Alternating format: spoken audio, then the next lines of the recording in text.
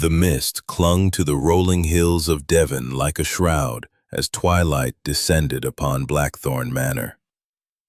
In the heart of the estate stood the glass conservatory, a crystalline jewel, aglow with the flickering light of oil lamps.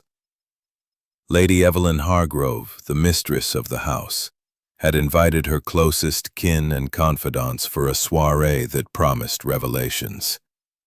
But as the clock struck 9, a piercing scream shattered the genteel chatter.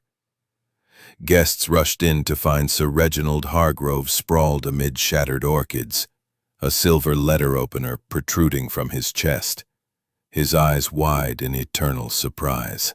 Blood pooled on the marble floor, mingling with the dew from exotic blooms. Who among the assembled could have committed such a deed in a locked room of glass? The air thickened with suspicion, and the night had only just begun. Chapter 1. The Arrival of the Little Belgian. The gravel drive to Blackthorn Manor crunched under the wheels of the taxi as it wound through the misty Devon hills, the air heavy with the scent of damp earth and pine. Hercule Poirot, his impeccable black suit pristine despite the journey, adjusted his waxed mustache with a gloved finger, his sharp green eyes scanning the looming silhouette of the manor. The 1930s had draped England in a quiet elegance, but tonight, the elegance was marred by murder. A telegram from Inspector Japp, his old friend from Scotland Yard, had summoned him with urgency. Murder at Hargrove Estate, locked conservatory. Your grey cells needed. Poirot's lips curved slightly. The impossible crime, his favorite kind, for it was never truly impossible when one employed order and method. As the taxi halted before the manor's ivy-clad facade, its tall windows glowed faintly, like eyes watching the night. Poirot stepped out, his patent leather shoes gleaming under the moonlight, and was met by Inspector Japp, his overcoat flapping in the chill breeze. Japp's face, usually ruddy, was pale, his brow creased with worry. "Monsieur Poirot, thank heavens you're here," he said, shaking Poirot's hand with exotic flora, its panes fogged by the humid breath of orchids and ferns. Poirot paused at the threshold, taking in the scene. The marble floor, the chalk outline where Sir Reginald had fallen, the shattered petals of a rare Amazonian orchid scattered like confetti. The silver letter opener, now in police custody, had been embedded in the victim's chest, its blade clean but for the blood of its master. "The door," Poirot said, his voice precise. "It was locked, you say? And the key?" "Inside, on the desk," Japp replied, pointing to an ornate mahogany table cluttered with botanical notes and a crystal decanter. "Windows sealed tight, no signs of tampering. No footprints in the soil beds either. It's a locked room mystery, Poirot, and it's got me stumped." Poirot knelt beside the chalk outline, his fingers brushing a crushed petal. "This bloom, it is not native. Imported, perhaps, for Sir Reginald's collection. And here," he pointed to a faint smear of mud on the marble, "this is not from the garden beds. Curious, n'est-ce pas?" He rose, dusting his hands, and turned to Japp. "The impossible is only impossible until one sees the truth. Now, let us meet these mourners." In the drawing room, the suspects awaited, their faces a gallery of grief, guilt, and guarded secrets. Lady Evelyn Hargrove, the widow, stood by the fireplace, her auburn hair swept into an elegant chignon, her silk gown whispering as she moved. Her eyes, a piercing gray, held a steely resolve, but her fingers twisted a lace handkerchief. Victor Hargrove, the victim's son, slouched in an armchair, his handsome face marred by a sullen scowl, his tie loosened, as if he could not bear constraint. Mr. Archibald Thorne, Sir Reginald's business partner, paced by the window, his cufflinks glinting as he fidgeted. Miss Clara Bates, the devoted maid, stood near the door, her plain dress immaculate, but her business with a guest. "Clara, you were serving drinks. Did you see anything?" Miss Bates flinched, her voice barely a whisper. I heard a noise, sir. Like glass tinkling, just before the scream." Poirot's gaze sharpened. "Glass, you say? Interesting." He turned to Lady Evelyn. "Madame, your husband, his enemies, debts, affairs." Her lips tightened. "Reginald had rivals in business. Archibald owed him a great deal, and they quarreled recently." Thorne bristled. "That's slander. We had disagreements, yes, but I respected him." Poirot nodded, his mind cataloging each word, each glance. The room crackled with tension, like a storm about to break. He noticed Lady Evelyn's gloved hands, why gloves indoors? Victor's cigarette trembled slightly, betraying nerves. Thorne's cufflinks, one missing perhaps?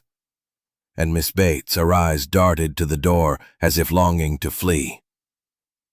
Japp cleared his throat. "We found something else, Poirot.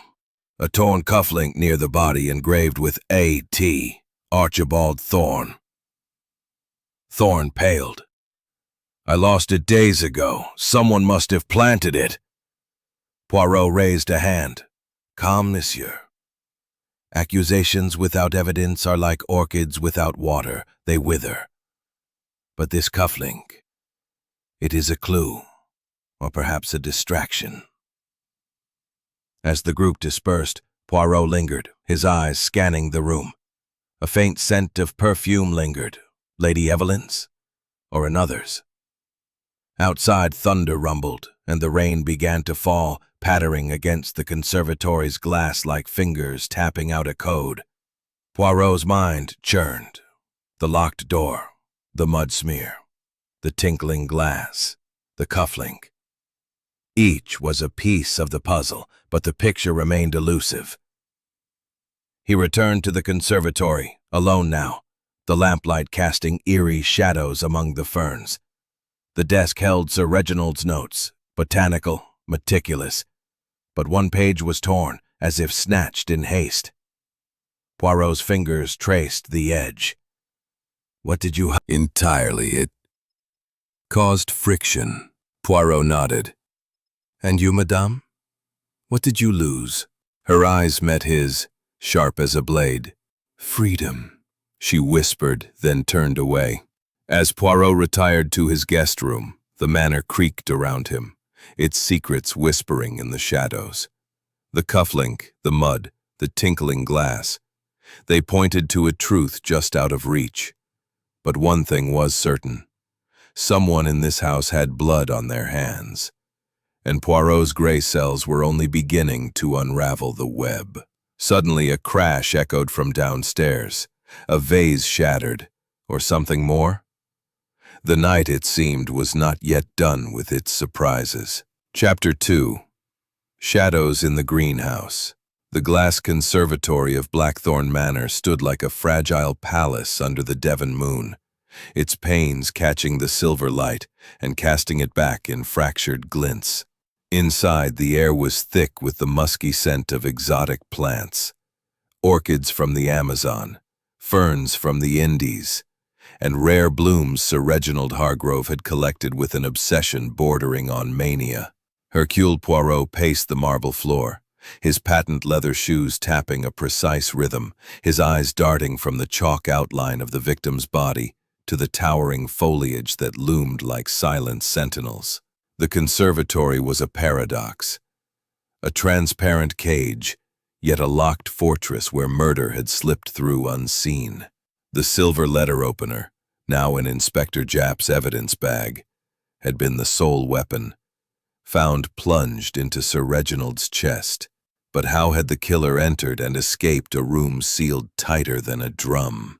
Poirot's gloved fingers brushed the edge of the mahogany desk, where botanical notes lay scattered, their meticulous handwriting a testament to Sir Reginald's fastidious nature. A single page was torn, its jagged edge suggesting haste or secrecy. "What did you hide, monsieur?" Poirot murmured, his French accent soft but deliberate, as if addressing the ghost of the man who had died here. He knelt beside the chalk outline, where shattered orchid petals lay like confetti strewn at a grim festival. The blood had been cleaned, but the marble still bore a faint stain, a silent accusation of this ancient manor. "We shall see." He rose, dusting his hands, and examined a crushed petal, its vibrant purple bruised and torn. "This orchid. It is rare, imported. Sir Reginald's pride, no doubt. But why is it crushed here, far from its pot?" Before Japp could respond, Lady Evelyn Hargrove entered, her silk gown whispering like a conspirator. Her auburn hair gleamed under the oil lamps, but her gray eyes were shadowed, her lace handkerchief twisted in her hands. "Monsieur Poirot," she said, her voice steadied despite the tremor in her fingers. "This room was Reginald's sanctuary. He spent hours here, away from us all, tending his plants. He said they cleared his mind." Poirot turned, his gaze piercing. "And what, madame, clouded his mind? Business troubles? Family discord? Or perhaps secrets of the heart?" Lady Evelyn's lips tightened, a flicker of unease crossing her face. He had enemies, as powerful men do. Archibald Thorne, his partner, owed him a fortune. They argued fiercely last week, over money, of course. Reginald was ruthless in business. Poirot nodded, filing away her words. "And you, madame? You were at the soirée when the scream was heard. Yet your gloves, why wear them indoors in such warmth?" She glanced at her hands, startled, then recovered. "A habit, monsieur. My hands are sensitive to the cold." "Curious," Poirot said softly, his eyes never leaving her. "The conservatory is warm as the tropics." Before she could reply, Miss Clara Bates entered, carrying a silver tray with a teapot and cups. Her plain dress was immaculate, but her hands trembled, and her eyes were red-rimmed, as if she had wept, or feared something worse. "Tea, sir?" she asked, her voice barely above a whisper. "Merci, mademoiselle," Poirot said, accepting a cup but watching her closely. "You mentioned a noise, a tinkling of glass before the scream. Tell me more." Miss Bates hesitated, her gaze darting to Lady Evelyn, who stood statue still. "Distraction." The conservatory door creaked open, and Archibald Thorne burst in, his face flushed, his cufflinks, one missing, gleaming under the light. "Poirot, this is nonsense. Victor's accusing me of planting that cufflink near the body. I lost it days ago, I swear. He's the one with motive. Reginald cut him from the will." Lady Evelyn's voice was icy. "Archibald, you're hysterical. Victor is grieving, not scheming." Poirot raised a hand. "Monsieur Thorne, your cufflink is indeed curious. Lost, you say, or placed to mislead. And you, madame, defend your son. Yet you mentioned his disinheritance. Why?" Lady Evelyn's eyes flashed. "Because it's true. Reginald was cruel, cutting Victor off for his gambling, but my son is no murderer." The room crackled with tension. the air heavy with unspoken accusations. Poirot observed each face, Thorne's nervous fidgeting, Lady Evelyn's guarded poise, Miss Bates's trembling hands. He stepped back to the desk, picking up a botanical journal, its pages marked with notes on orchid toxins. "Sir Reginald studied poisons, did he not?" he asked, his voice deceptively mild. "These orchids, some are deadly, oui? A drop of their sap in a drink, perhaps." Miss Bates gasped, nearly dropping the tray. He never used them like that, sir. He was careful." "Careful men," Poirot said, "do not die in locked rooms." He turned to Japp. "Have the police tested for poison, beyond the stab wound?" Japp shook his head. "Not yet, but I'll order it." "You think poison?" "I think everything, until I know the truth," Poirot replied. He moved to the conservatory's edge, where a faint breeze stirred the air, though the windows were sealed. His fingers traced the iron frame, finding a hairline crack. Not enough for entry, but enough to raise questions. "This breeze," he murmured. "From where?"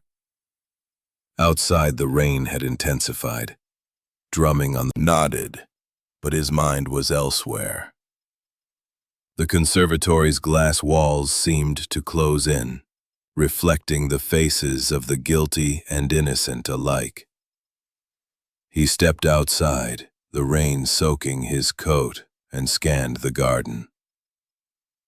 A faint glint caught his eye, a shard of glass, half buried in the mud, not from the conservatory, but thinner, like a vial. He pocketed it, his heart quickening. A poison vial? Or another red herring?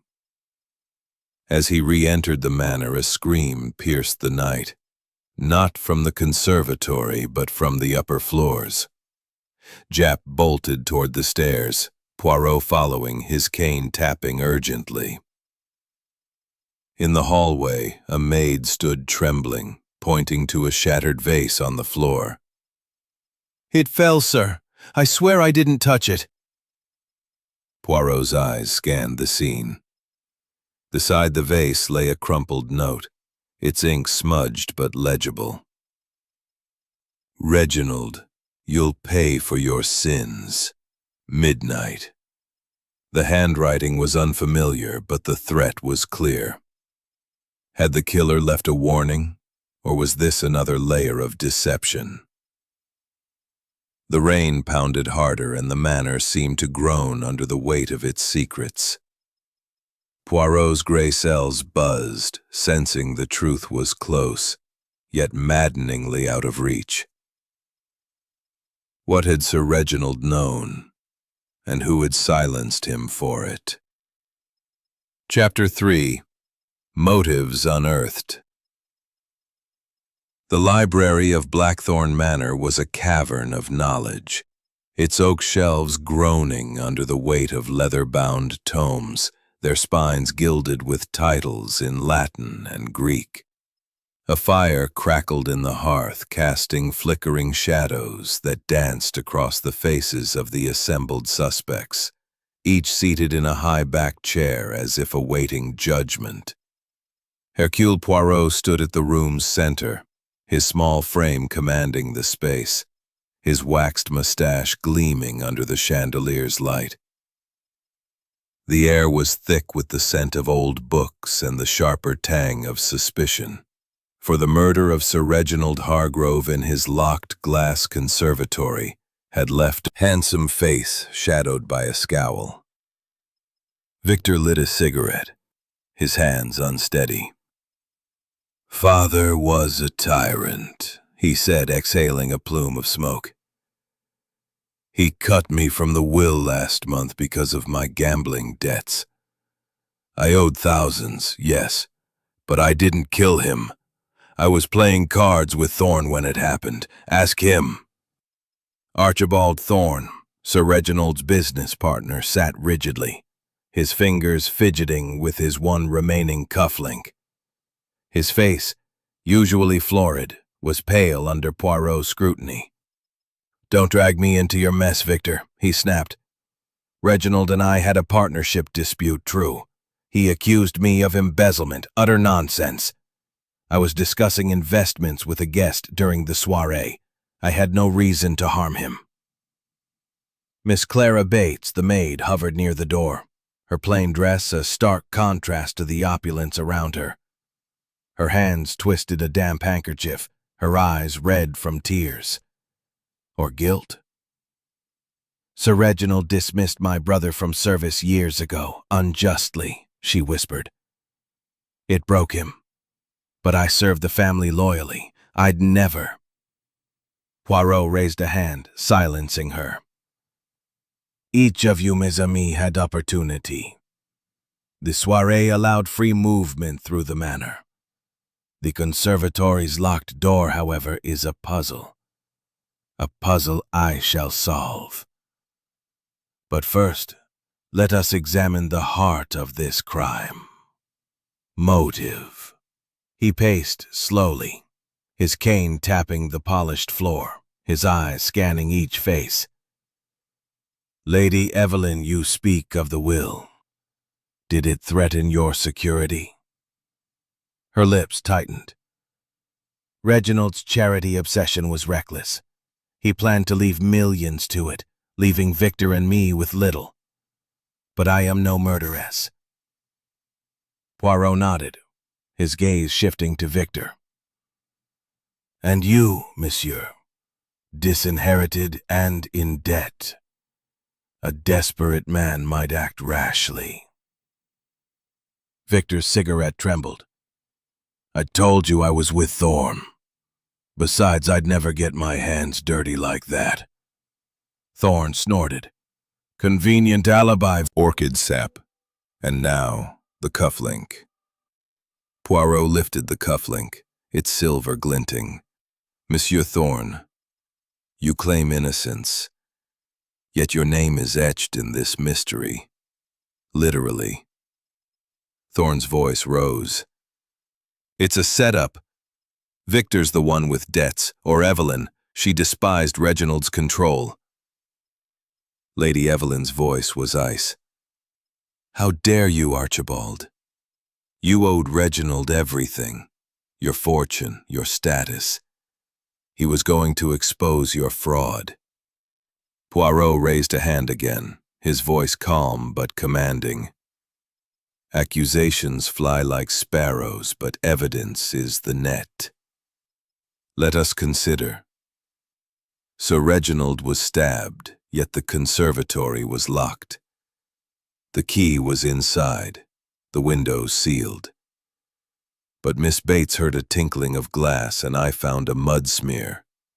Not from the garden, but perhaps from a hidden place. And this cufflink." He held it up, letting it catch the firelight. "It points to Monsieur Thorn, yet is too convenient, no?" He turned to Jap. "Have you searched the manor for other clues? A duplicate key, perhaps? Or traces of poison in Sir Reginald's tea?" Jap nodded. "We're testing for poison now, Poirot. The autopsy's pending. But the tea, Clara brewed it, didn't she?" Miss Bates flinched, her voice trembling. "I always brewed it, sir. He liked it strong, with honey. I'd never poison him." Poirot's gaze softened, but his mind was relentless. "And yet, mademoiselle, you were close to him. You knew his habits, his plants. Some orchids, I read, are deadly. A drop in the tea, perhaps unnoticed." Her eyes widened, and she backed toward the door. "No, I swear it." Lady Evelyn intervened, her tone sharp. "Leave her alone, Monsieur Poirot. Clara's devoted. If anyone had a grudge, it was Archibald. Or Victor, with his reckless debts." Victor slammed his fist on the armrest. "Stop pointing fingers at me, mother. You weren't exactly weeping over father's grave. The room erupted that night. Smoking. Avoiding father. Victor shot up. Liar! I was at the card table. Poirot's lips curved slightly. And yet, Monsieur Victor, your alibi wavers. Monsieur Thorne denies it. Perhaps you were in the garden, seeing something. Or someone. Before Victor could respond, a maid burst into the room, her face pale. Inspector, Monsieur Poirot, we found something in the conservatory, a letter hidden under a pot. Jap took the crumpled paper, unfolding it with care. The ink was smudged, but the words were clear. Reginald, your secrets end tonight. You'll pay. No signature, but the handwriting was elegant, almost feminine. Poirot's eyes gleamed. A threat, mes amis. But from whom? And why hidden? Lady Evelyn's hand went to her throat. It's not mine. Reginald had enemies. Business rivals, perhaps. Thorne snorted. Or family. Victor's got a temper, and Clara's brother never forgave him. Miss Bates sobbed, sinking into a chair. My brother's gone. I'd never. Poirot's mind raced, piecing together fragments. The cufflink, a red herring perhaps. The letter, a genuine clue or another distraction. The mud, the glass shard, the torn page. He noticed Lady Evelyn's gloves again, her fingers twitching inside them. Madame, he said softly, your hands, do they hide a mark? A cut, perhaps, from glass. She froze, then forced a laugh. Nonsense, I told you, they're sensitive. The clock on the mantel ticked ominously, its chimes marking the hour. Poirot's gray cells churned, sensing the truth lurking just beyond his grasp. The letter, the cufflink, the motives, they pointed to a conspiracy, or perhaps a single cunning mind. Suddenly a crash echoed from the hall. The maid returning had dropped a tray, her eyes wide with fear. I saw someone, she gasped, in the garden by the conservatory, a shadow moving fast. Poirot's cane tapped the floor, his voice urgent. Jap, to the garden. The killer may still be near. As they rushed out, the rain intensified, the manor's secrets seeming to pulse. Victor Hargrove, the victim's disinherited son. Victor paced the study, his tie loosened, his handsome face etched with strain. His cigarette glowed like a tiny beacon, its smoke curling upward in the dim light. Monsieur Poirot, he said, his voice rough with fatigue. You're wasting your time hounding me. I told you, I was playing cards with Thorne during the soirée. I didn't go near the conservatory. Poirot's green eyes gleamed, sharp as a hawk's. And yet, Monsieur Victor, Monsieur Thorne denies this alibi. He says you were not at the card table. Where were you, truly, when your father met his end? His French accent lent a measured cadence to the question, each word a probe into the young man's defenses. Victor stopped pacing, his hand trembling as he flicked ash into a crystal tray. All right, I confess, he said, his voice low. I wasn't with Thorne. I was in the garden, smoking, trying to clear my head. Father had been unbearable, cutting me off, threatening to ruin me over my debts. I needed air. Poirot's lips curved slightly. The garden, you say? And did you see anything, or anyone, near the conservatory? Victor hesitated, his eyes darting to the window, where rain streaked the glass like tears. I saw Father through the glass arguing with someone. A shadow, moving quickly. I couldn't make out who it was. The mist was thick, the light dim. Male or female, this shadow? Poirot pressed, his cane tapping the floor softly, a metronome to his thoughts. Before Victor could answer, the study door creaked open, and Lady Evelyn Hargrove swept in, her silk dressing gown shimmering in the candlelight. Her auburn hair was unpinned, cascading over her shoulders. but her gray eyes were sharp with alarm. "Hercule, I must speak," she said, her voice trembling with urgency. "Reginald was having an affair with Clara Bates, our maid. I saw them together in the conservatory weeks ago, whispering like lovers." Victor's cigarette fell to the floor, his face paling. Mutt said gently, "Calm yourself. Speak the truth. Was there intimacy with Sir Reginald?" Clara sank onto a cot, her hands covering her face. "No, monsieur, I swear it. He was generous, promised me a legacy for my years of service. But love? Never. Lady Evelyn lies to protect someone or to hurt me." Poirot's eyes narrowed, catching the quiver in her voice. "A legacy, you say? And your brother, dismissed unjustly by Sir Reginald, did this promise ease your resentment?" Her head snapped up, eyes wide. "I forgave him. My brother's gone, dead these 2 years. I served loyally." Poirot nodded, his mind cataloging her words. He glanced around the room, noticing a small wooden box on her dresser. "May I?" he asked, lifting the lid. Inside lay a bundle of letters tied with twine. He unfolded one, its ink faded but legible. "My dear Clara, your loyalty will be rewarded. R.H." But another letter tucked beneath caught his eye, a love note, addressed to Sir Reginald, its tone passionate. The handwriting, however, matched Victor's, not Clara's. "Curious," Poirot murmured.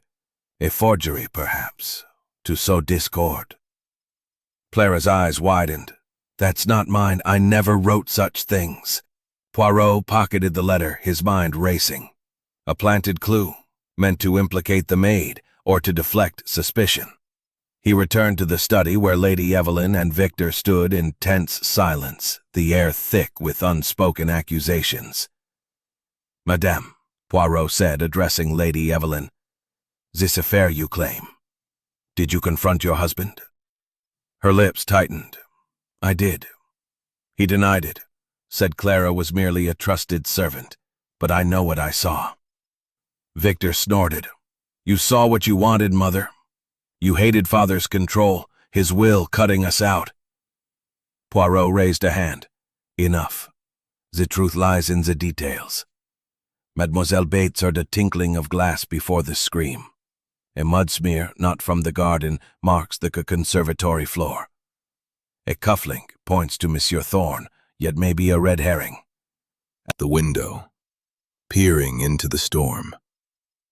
The garden was a blur of shadows, but a faint movement caught his eye. A figure, fleeting, near the conservatory. The same shadow the maid had seen. "Japp," Poirot called, his voice sharp. Inspector Japp, who had been conferring with a constable in the hall, hurried in. "We must search the garden again. Someone watches, or hides." As they prepared to venture out, a chilling scream echoed from the servants' quarters. Clara's voice, laced with terror. Poirot and Japp raced down the hall, the rain's drumbeat matching their urgency. They found Clara in her room, clutching her wrist, blood seeping through her fingers. "It was in the box," she sobbed, pointing to the wooden box, now open. Inside lay a single orchid petal, its edge smeared with a sticky sap. "It pricked me. Burned." Poirot examined the petal, his heart quickening. This sap, poisonous perhaps, like those in Sir Reginald's collection. He wrapped the petal in his handkerchief, his mind racing. Had Clara been targeted to silence her? Or was this another layer of deception? The forged letter, the affair accusation, the poisoned petal. Someone was weaving a deadly web. Japp sent for a doctor, while Poirot returned to the study, where Lady Evelyn and Victor waited, their faces pale. "Someone tried to harm Mademoiselle Bates," Poirot said, his voice low, "or to frighten her into silence. Who among you knows of orchids and their toxins?" Lady Evelyn's eyes widened. "Reginald studied them, not I. Clara tended them with him. She'd know." Victor shook his head. "This is madness. I'm no poisoner." Poirot's gaze was unrelenting. "Yet the letter in your hand, monsieur, suggests otherwise. And you, madame, your accusations against Clara, do they shield another?" The thunder roared again, and the manor seemed to shudder. Poirot's mind pieced together the clues. Chapter 5. Fractured Alliances. The dawn broke over Blackthorn Manor, its pale light filtering through the heavy curtains of the dining room, where the air was thick with the scent of coffee and suspicion. Hercule Poirot sat at the head of the long mahogany table, his impeccable black suit a stark contrast to the disheveled appearances of the suspects gathered for breakfast. The murder of Sir Reginald Hargrove in his locked glass conservatory had shattered the facade of civility, and now, as the rain-soaked Devon hills glistened outside, alliances within the household were fracturing like the cracked panes of the conservatory itself. Poirot's green eyes, sharp as cut emeralds, scanned the faces before him. Lady Evelyn Hargrove, her auburn hair pinned tightly, her gray eyes guarded. Victor Hargrove, slouching with a cigarette, his scowl deepening. Archibald Thorne, fidgeting with his one remaining cufflink, and Miss Clara Bates, her hands steady now as she served tea, though a faint scar on her wrist hinted at the poisoned petal from the night before. "Mesdames et messieurs," Poirot began, his French accent slicing through the tense silence. "The web of this crime grows ever more tangled. Sir Reginald lies dead, stabbed, perhaps poisoned, in a room locked from within. Motives abound: greed, revenge, betrayal. But alliances shift and secrets slip through the cracks. Let us speak plainly." He paused, sipping his coffee, letting the weight of his words settle. "Monsieur Thorne, your cufflink found near the body. Explain." Thorne's face flushed, his fingers twitching. "I've said it before, Poirot. It was lost days ago. Someone planted it to frame me. Victor's the one with motive, disinherited, drowning in debts." Victor slammed his cup down, coffee splashing. "You're a liar, Thorne. You owed father a fortune, and he was about to expose your embezzlement. You had every reason to kill him." Lady Evelyn's voice cut in, sharp as a blade. "Enough, both of you!" Reginald discovered soil from the conservatory floor. It matches Thorne's shoes. "He was there, no question." Thorne leapt up, his chair scraping. "That's impossible. I argued with Reginald earlier that day, yes, but I left him alive. The door locked behind me. I swear it." Poirot's lips curved slightly. "Locked, you say? Yet the murder occurred. How then did the killer enter? Or was the lock not so secure?" He rose, pacing to the window where the morning mist clung to the garden like a shroud. "The mud smear, not from the garden beds. The tinkling glass Miss Bates heard. The cufflink too conveniently placed. And now, soil on Monsieur Thorne's shoes. A pattern emerges, but it is incomplete." He turned back, addressing the group. "Let us consider opportunity. The soiree allowed free movement. Any of you could have slipped into the conservatory. But the locked door suggests a deeper cunning." A duplicate key. A hidden entry. His eyes flicked to Lady Evelyn. Or perhaps a secret known only to the family. Her face paled, but she said nothing. Victor snorted. "You're fishing, Poirot. If anyone had a secret, it's Thorn. He's been dodging questions from the start." Thorn's voice rose. "And you, Victor, skulking in the garden, claiming you saw a shadow? Convenient story to cover your own tracks." Poirot raised a hand, silencing them. "Accusations are like leaves in the wind, scattered, useless, without roots. Let us dig deeper." He produced the forged love letter from Clara's room, its handwriting matching Victor's. This letter, suggesting an affair between Mademoiselle Bates and Sir Reginald. "Monsieur Victor, it is in your hand." "Why?" Victor's cigarette fell, his face ashen. "That's not mine. I'd never. Someone's framing me just like the cufflink." Lady Evelyn's eyes flashed. "Victor, enough lies. You've always been reckless. Did you think forging a letter would shift blame?" Poirot's gaze was unrelenting. "Or perhaps, madame, you planted it to protect your son, or to garden. Thin, like a vial, not a window pane. A poison vial, perhaps. And the breeze in the sealed conservatory hinting at a hidden passage." He turned to Jap. "Inspector, have you searched the conservatory walls for concealed entries?" Jap frowned. "We looked, but nothing obvious. You think there's a secret door?" "Perhaps," Poirot said, his eyes gleaming. "Or perhaps the answer lies in what we have overlooked." He led the group to the conservatory, its glass walls fogged with morning dew.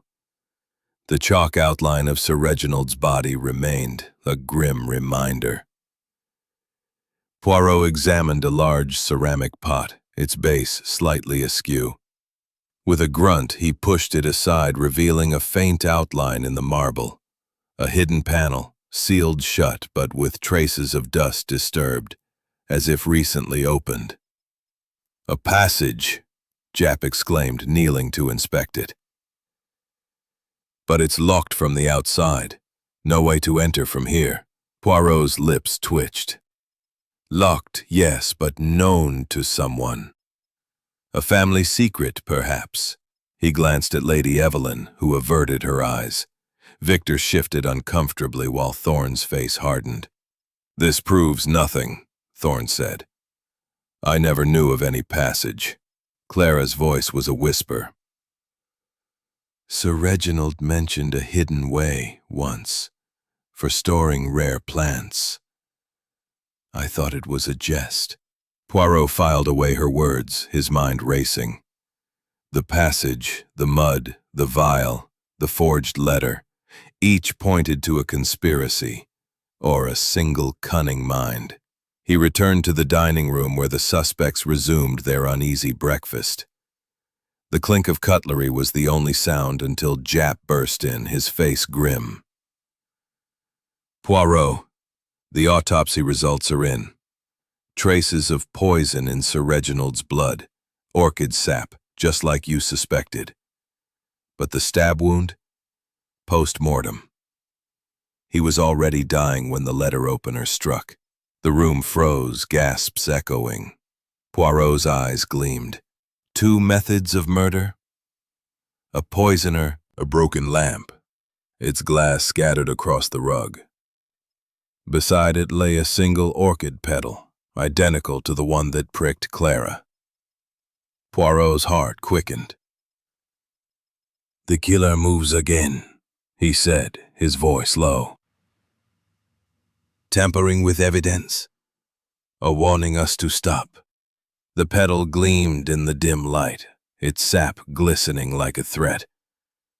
The manor's secrets were closing in, and Poirot's gray cells sensed the truth was near.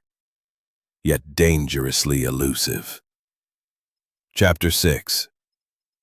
Whispers from the Past. The attic of Blackthorn Manor was a labyrinth of shadows, its air thick with the musty scent of forgotten years. Dust motes danced in the slivers of afternoon light that pierced the narrow windows, illuminating trunks and crates stacked like relics of a bygone era. Hercule Poirot navigated the creaking floorboards, his patent leather shoes leaving faint prints in the dust, his cane tapping a steady rhythm as he sought answers in the past of Sir Reginald Hargrove, the man murdered in his locked glass conservatory. The manor's secrets seemed to pulse in the walls, whispering of old sins and hidden truths. Poirot's gray cells were alight, piecing together the fragments of a puzzle that grew ever more intricate. The mud smear, the glass shard, the forged letter, the poisoned petal, and now the revelation of poison in Sir Reginald's blood, followed by a post-mortem stab wound. The past, Poirot sensed, held the key to the present crime. He knelt beside a leather-bound trunk, its brass lock tarnished but intact. Inside he found letters, photographs, and journals. Sir Reginald's life laid bare. The man had been a self-made magnate, his wealth built on colonial trade, his passion for exotic plants a refuge from a turbulent personal history. One letter, yellowed with age, caught Poirot's eye, written in a feminine hand. Reginald, you broke my heart, but I forgive you. May you find peace. Lillian. Lillian, Poirot recalled, was Sir Reginald's first wife. Kindness, a legacy promised for your loyalty. Did he ever speak of his first wife, Lillian? Clara's eyes widened, her teacup clattering. Lillian? He mentioned her once, sir, when I tended his orchids. Said she loved them too, but they took her from him.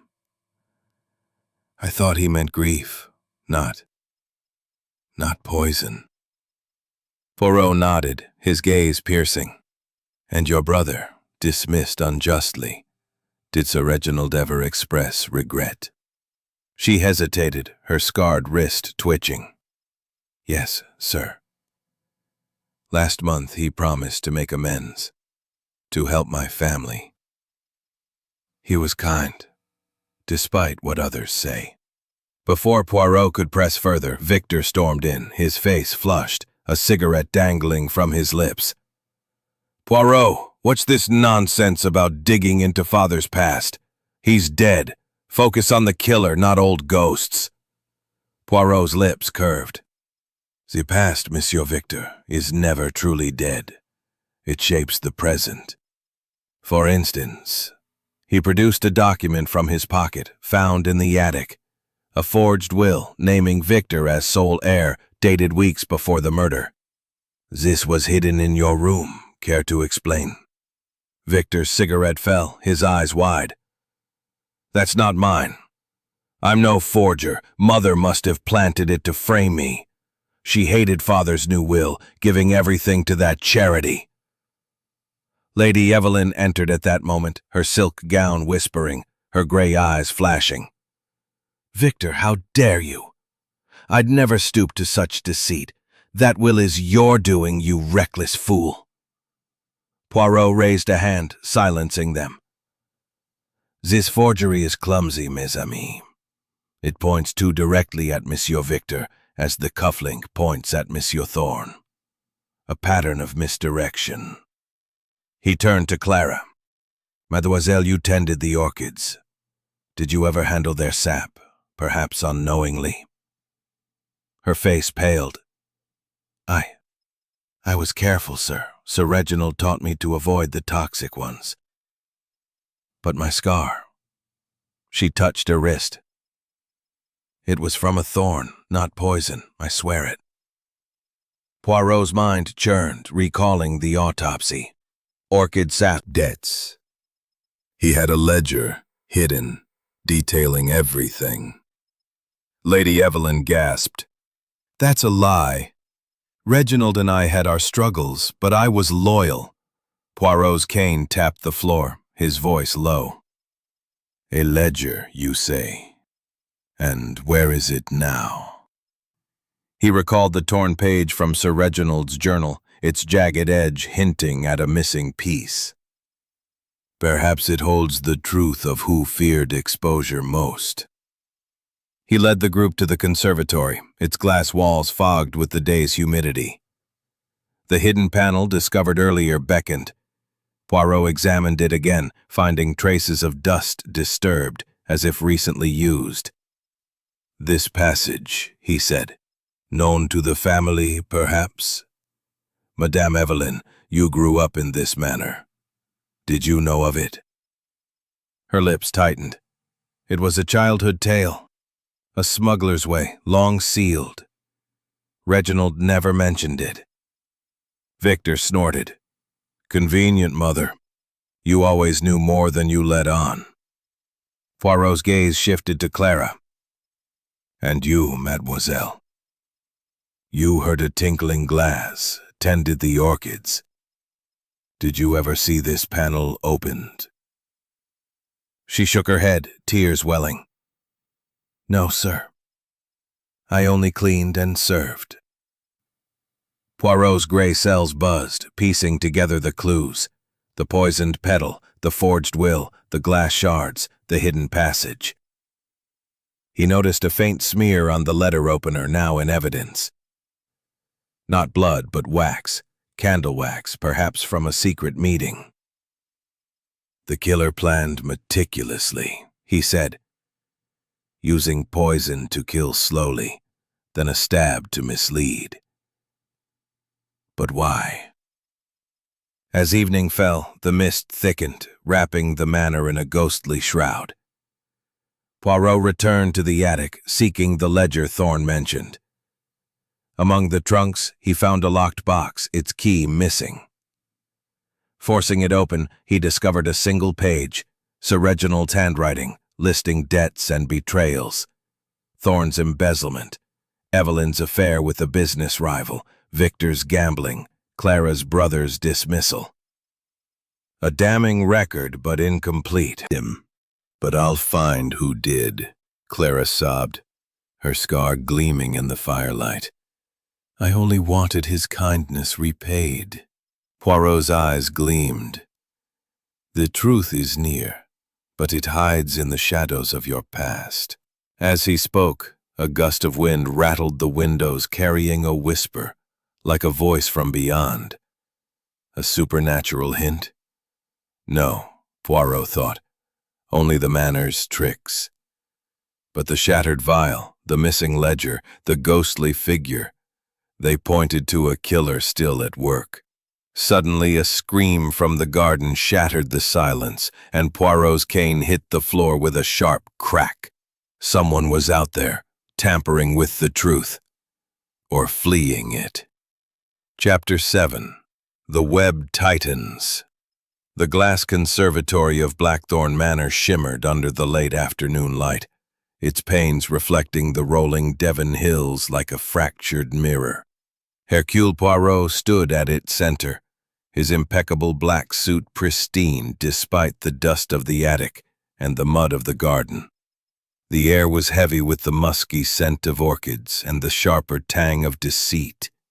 For the murder of Sir Reginald Hargrove, poisoned by orchid sap and stabbed post-mortem in this locked sanctuary, had woven a web of suspicion that now tightened around the suspects. The hidden passage, the forged will, the poisoned petal, the glass shards, and the missing ledger all pointed to a killer or killers among the household. Poirot's green eyes gleamed, his waxed mustache twitching as his gray cells worked to unravel the truth. He had gathered the suspects, Lady Evelyn Hargrove, Victor Hargrove, Archibald Thorne, and Clara Bates, in the conservatory, recreating the scene of the crime. The chalk outline of Sir Reginald's body lay stark on the marble floor, a grim reminder of the violence that had shattered the manor's elegance. Outside, the rain had ceased, but a chill wind rattled the glass, as if the manor itself urged Poirot to expose its secrets. "Mesdames et messieurs," he began, his French accent sharp and commanding. "The puzzle of Sir Reginald's murder grows clearer, yet more complex. Poison in his blood, a stab," the group, his cane tapping the marble. "Someone weaves a web of misdirection, pointing fingers at each of you. But why?" Lady Evelyn, her silk gown whispering, stepped forward, her gray eyes cold. "It's obvious, Monsieur Poirot. Archibald had the most to lose. Reginald was about to expose his embezzlement. That key proves he could enter and leave unseen." Thorn rounded on her. "And you, Evelyn? You hated Reginald's control, his new will cutting you and Victor out. You knew the manor's secrets, perhaps that passage?" He pointed to the hidden panel, its outline faint in the marble. Victor snorted, lighting a cigarette. "Don't drag Mother into this, Thorn. You're the one with dirty hands. Father's ledger detailed your fraud. Where is it now?" Clara Bates, serving tea from a tray, flinched at the mention of the ledger. Her scarred wrist from the poisoned petal was bandaged now, but her eyes darted nervously. I never saw a ledger, sir," she whispered. "Sir Reginald trusted me with his plants, not his papers." Poirot's gaze was unrelenting.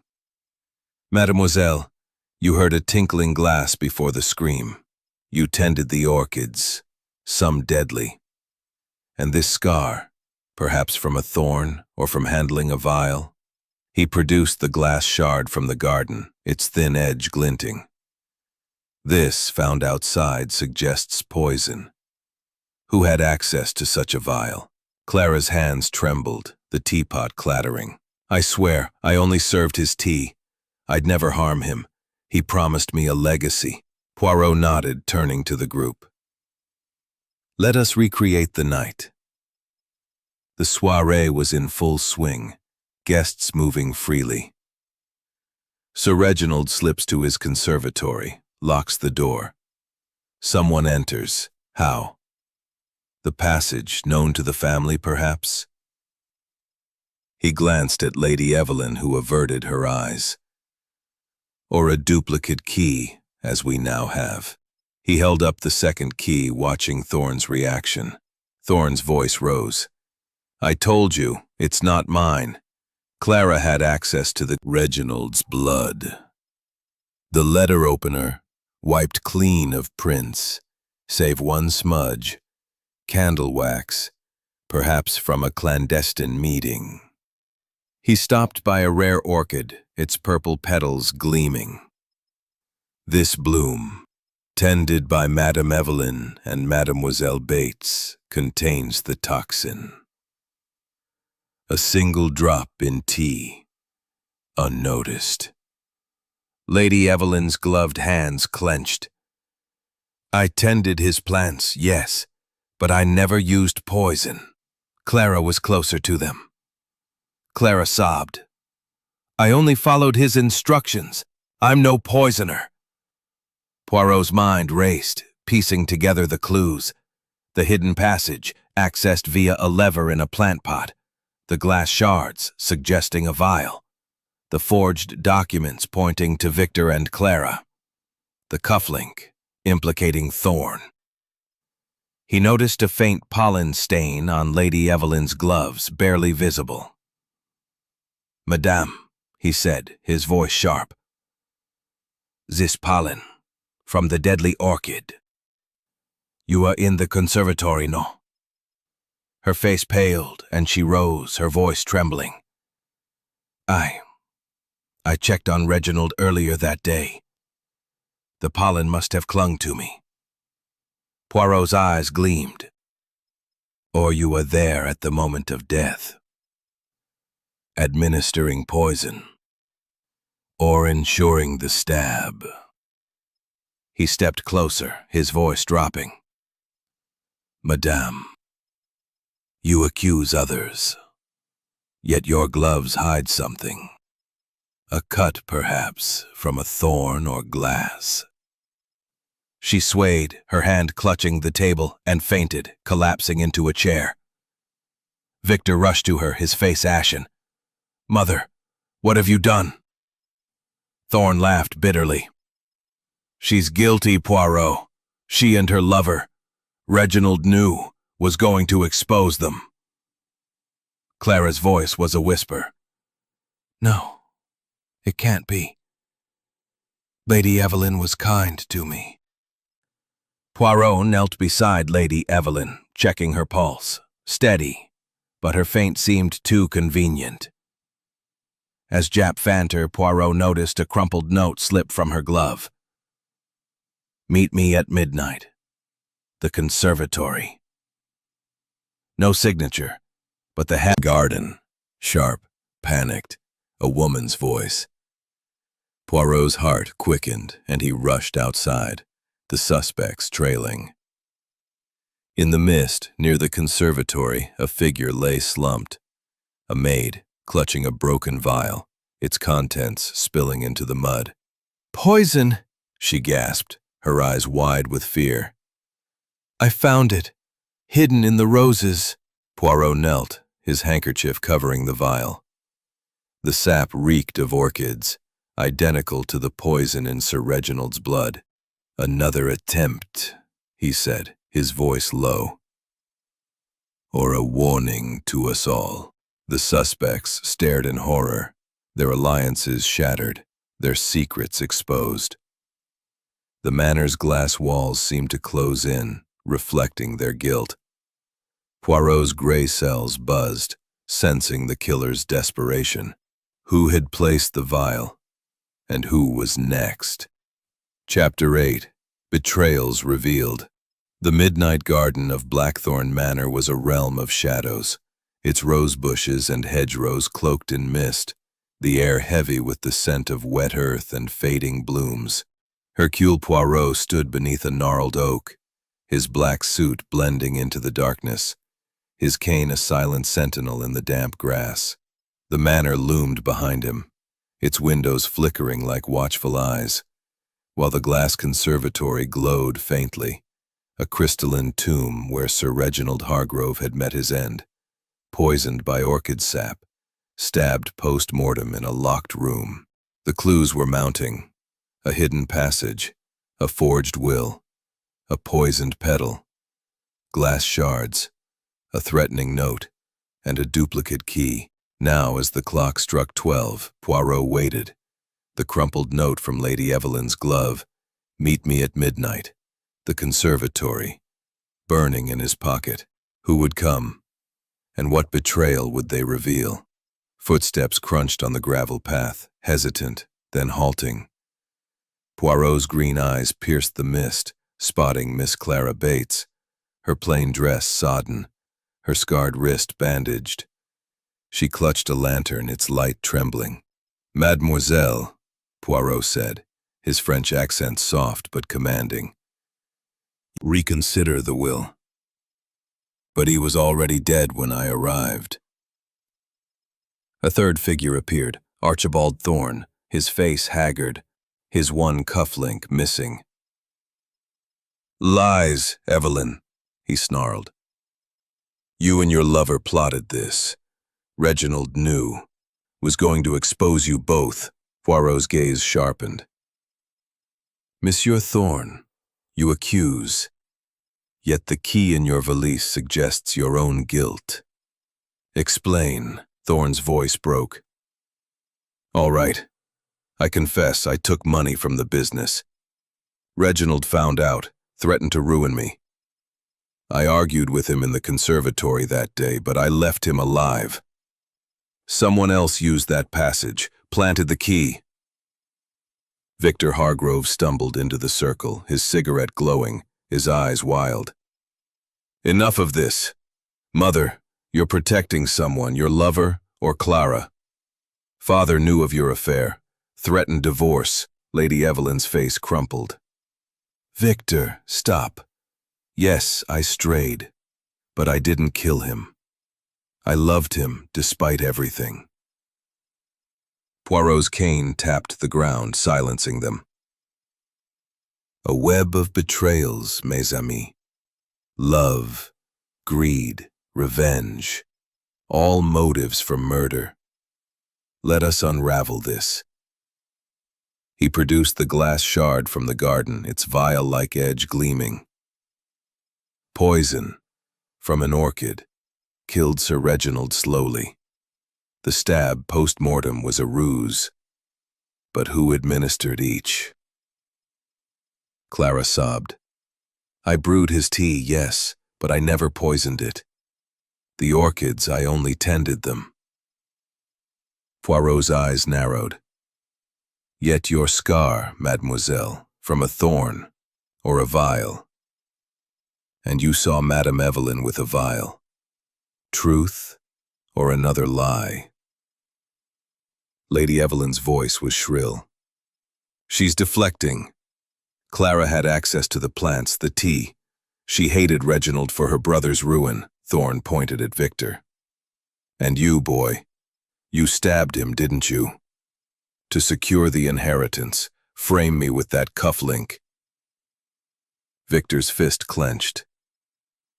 I was in the garden. I saw a shadow, not Mother. Mother, you knew Father was changing the will. Did you act to stop him? Poirot's cane tapped sharply. A conspiracy, perhaps. Or one mastermind, using others as pawns. He produced the threatening note. Reginald, you'll pay. This, in Madame Evelyn's hand, suggests intent.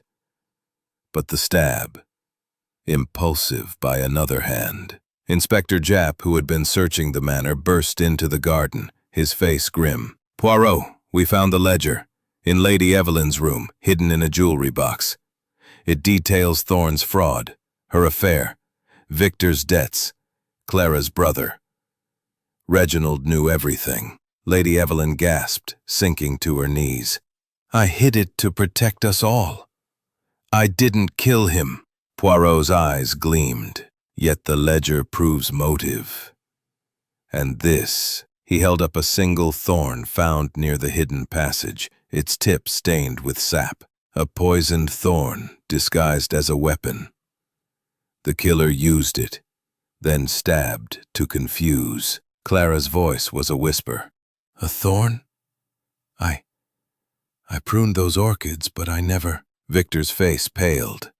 Mother, did you? Father's divorce would have left us penniless. Thorne laughed bitterly.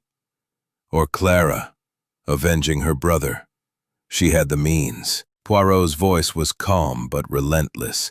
The poison was slow, the stab a distraction. The passage allowed entry, the key a deception.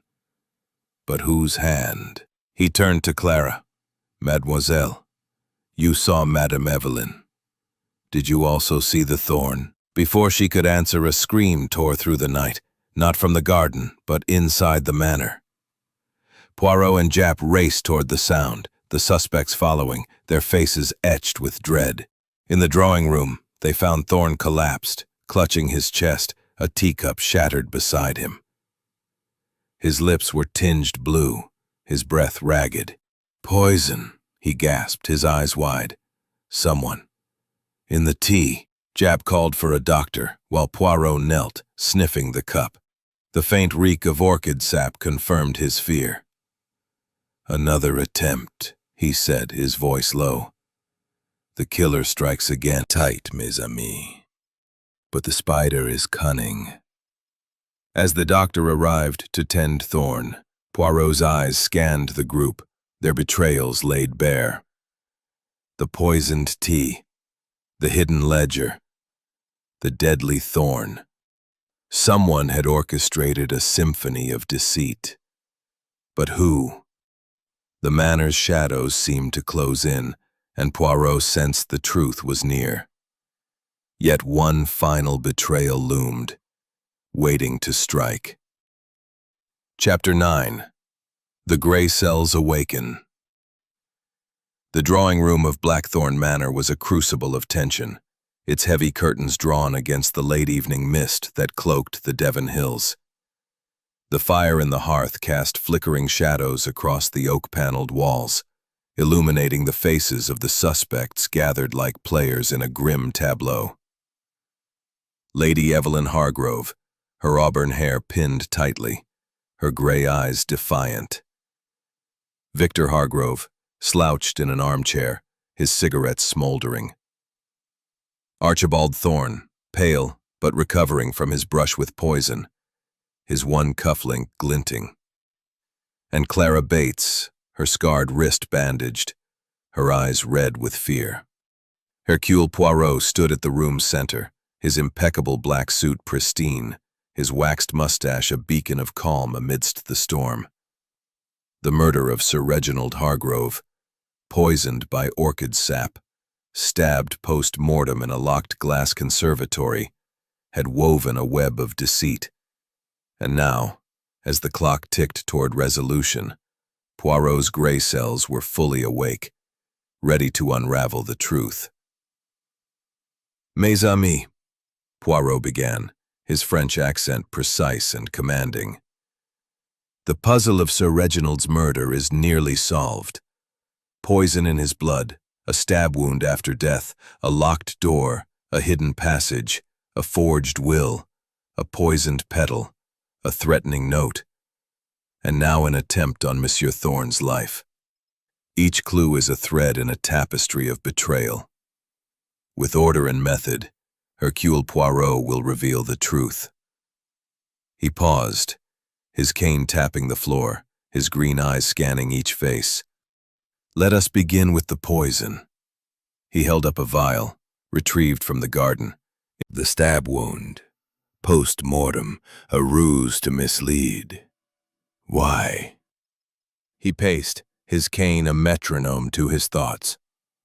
"The locked door suggests an impossible crime. Yet the hidden passage, known to the family, provided entry. The duplicate key, found in Monsieur Thorne's valise, points to him, but too conveniently, like the cufflink by the body." Thorne's voice was hoarse. "I told you, Poirot, I was framed. I argued with Reginald, yes, but I didn't kill him." Victor snorted, flicking ash. "Framed. You stole from father's business. He was going to ruin you." Poirot raised a hand. "Monsieur Victor, you too are entangled. The forged will in your room, the love letter in your hand, clumsy attempts to implicate you. Yet you were in the garden, seeing a shadow. Who?" Victor's cigarette trembled. "I couldn't see. It was dark, misty. Maybe Mother. Maybe Clara." Lady Evelyn's voice was ice. "Victor, you disgrace yourself. I was at the soirée, not skulking in shadows." Poirot's mind raced, piecing together the clues. The passage, accessed via a lever in a plant pot. The glass shards, suggesting a vial. The pollen on Evelyn's gloves. The wax on the letter opener. The ledger, detailing betrayals. He stepped to a side table where the threatening note lay.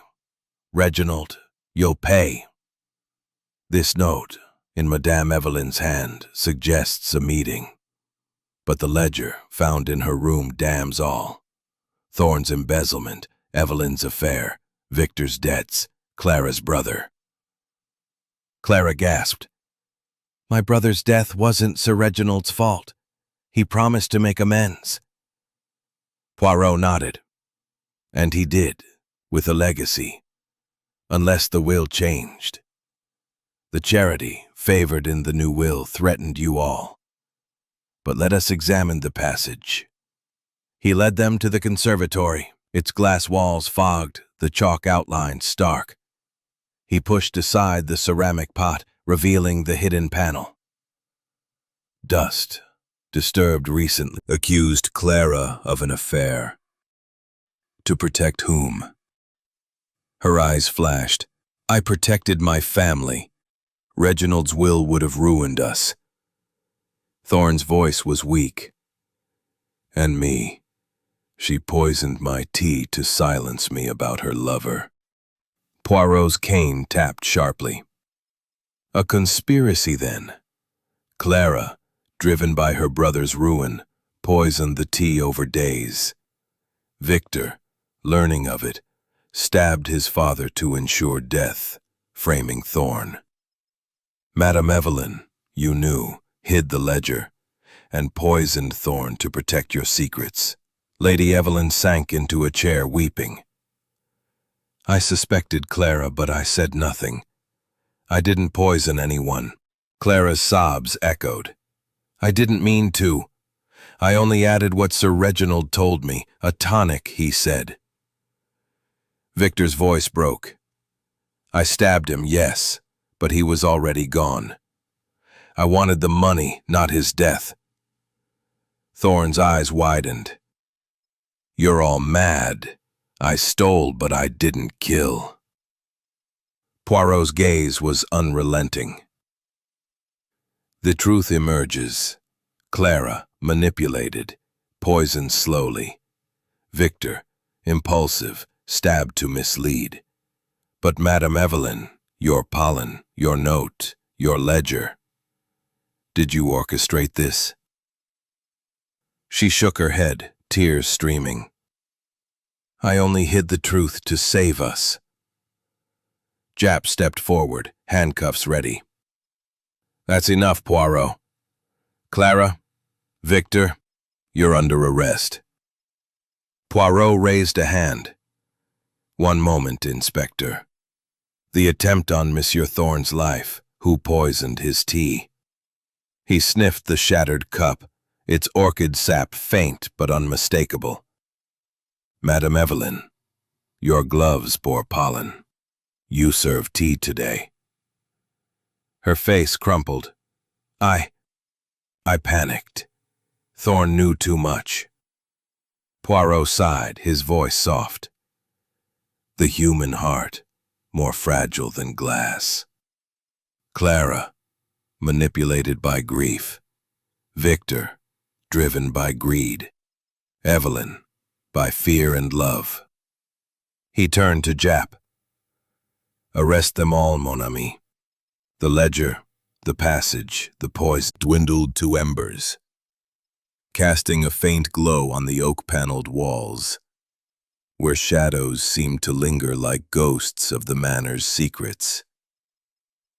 Hercule Poirot stood at the center, his impeccable black suit a beacon of order amidst the chaos of betrayal, his waxed mustache gleaming under the chandelier's light.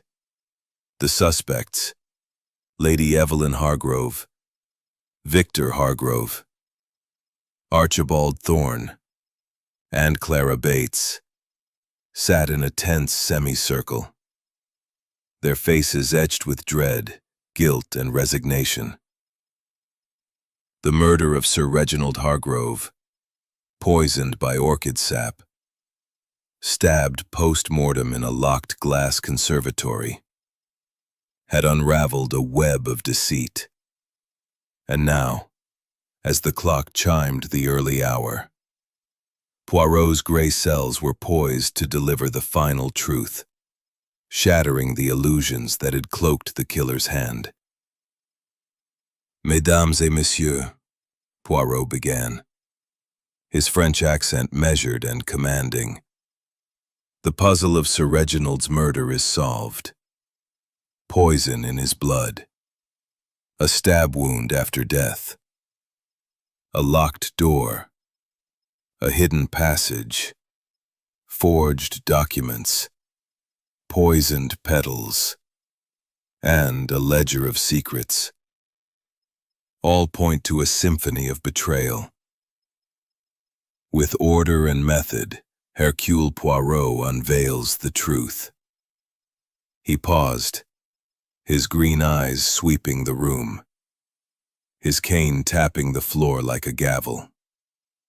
This was no single crime, but a duet, nay, a trio of treachery, each player driven by their own desires, yet entwined in a deadly dance. He turned to Clara Bates, her scarred wrist bandaged, her eyes red with tears. "Mademoiselle Bates, you poisoned Sir Reginald, oui? Not with malice, but with manipulation. You brewed his tea daily, adding what you believed was a tonic, as he instructed. But the tonic was orchid sap, deadly in small doses, administered over weeks." Clara's sobs broke the silence. "I didn't know, monsieur," gleamed. "A clumsy ruse, monsieur. The cufflink? Too obvious. Like the forged will in your room meant to deflect suspicion. But your cuff bore passage dust, betraying your path." He turned to Lady Evelyn, her auburn hair pinned tightly, her gray eyes glistening with unshed tears. "Madame, you were the mastermind, no? You knew of the poison, hid the ledger to protect your secrets, an affair with a business rival, as detailed in Sir Reginald's notes. You accused Clara of an affair to shift blame, planted the forged letter to implicate Victor, and when Monsieur Thorne grew too close to the truth, you poisoned his tea, using the same orchid sap." Lady Evelyn's hands trembled, her cut palm exposed without gloves. I confess," she whispered, her voice breaking. "I poisoned Thorne's tea to silence him. He knew of my affair, was going to tell Reginald before he died. I couldn't let our family be ruined. But Reginald's death, I didn't plan it. I only hid the ledger to protect us." Poirot's cane tapped sharply. "Yet you knew of Clara's tonic, madame. You encouraged it, perhaps suggested it to Sir Reginald, knowing its danger. Your pollen-stained gloves, your threatening note, 'Reginald, you'll pay,' reveal your intent. You orchestrated this, using Clara's loyalty and Victor's greed to shield your own hand." Thorne, still weak from the poison, laughed bitterly. "So I was right. Evelyn's the snake. But I didn't kill Reginald, Poirot. I stole, yes, but murder, never." Poirot nodded. "You, Monsieur Thorne, are guilty of embezzlement, as the ledger proves, but not murder. Your cufflink, your key, planted by Victor and Evelyn to frame you." He stepped to the side table where the evidence lay, the vial, the ledger, the letter opener with its wax smudge, the threatening note. Each clue tells a story. The passage dust on Victor's cuff, the pollen on Madame Evelyn's gloves, wanted to save us, not destroy us. Reginald's divorce, his charity will, it would have left us nothing." Poirot's eyes softened, but his resolve was steel. "The human heart, mes amis, is fragile as glass. Greed, revenge, love, these drove you to betray one another. Clara, manipulated by grief. Victor, by desperation. Evelyn, by fear and passion. The ledger, detailing your sins, was Sir Reginald's final accusation, hidden by Madame Evelyn to shield you all, yet it condemned you." He turned to Jap, handing over the vial, the note, and the ledger. "These, mon ami, are the proofs. The passage dust, the pollen, the wax on the letter opener, all confirm the roles. The charity inherits the estate, as Sir Reginald intended, free of this tainted legacy." As Japp handcuffed Clara, Victor, and Evelyn, the manor seemed to sigh, its secrets laid bare. Poirot stepped to the window, gazing at the conservatory, its glass now cracked like the family's facade. The morning light bathed the hills, a metaphor for the clarity his gray cells had brought. "Crime shatters illusions," he murmured, "but truth mends the soul." He returned to the suspects, their faces a gallery of regret. Clara's loyalty had been twisted. Victor's greed had blinded him. Evelyn's fear had undone her. Thorn, spared arrest for murder but not for fraud, sat silently, his head bowed. Poirot's methodology had triumphed, observing inconsistencies, the pollen, the dust, the wax, piecing together motives, and following the trail of betrayal.